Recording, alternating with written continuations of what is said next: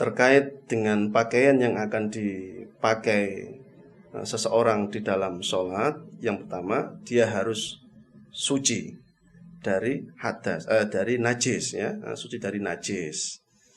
Suci dari najis ini ada kriterianya. Jadi tidak semuanya yang kotor adalah najis.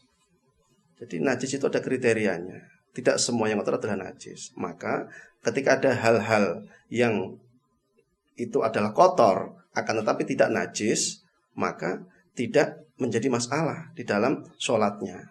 Kita kembali ke hal tadi.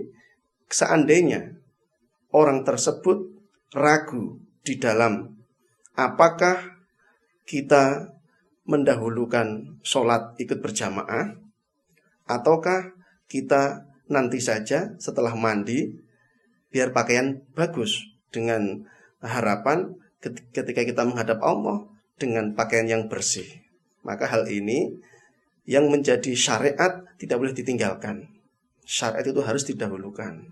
Maka dia harus ikut berjamaah selama kotor di bajunya tersebut bukan perkara najis. Ini kalau memang dia tidak membawa pakaian ganti.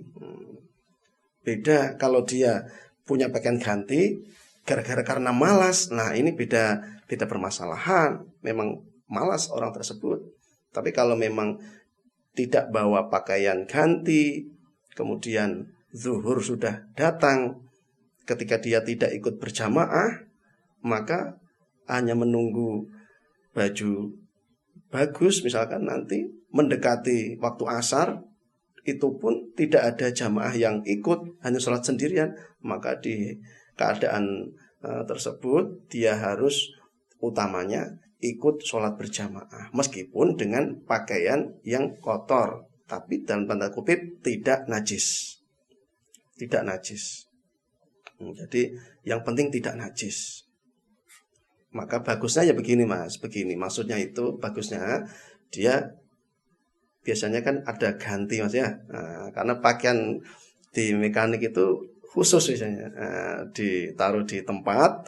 Nah, nanti kalau mau kerja ya dipakai, kalau enggak dibukakan begitu. Nah, jadi mungkin enggak ada masalah. Tapi siapa tahu namanya orang kan pakainya sendiri, kena debu, kena keringat, entah keringatnya sampai berapa basahnya, merasa risih, merasa tidak nyaman, nah, itu tidak jadi masalah. Tetap harus sholat berjamaah di awal waktu, itu lebih utama.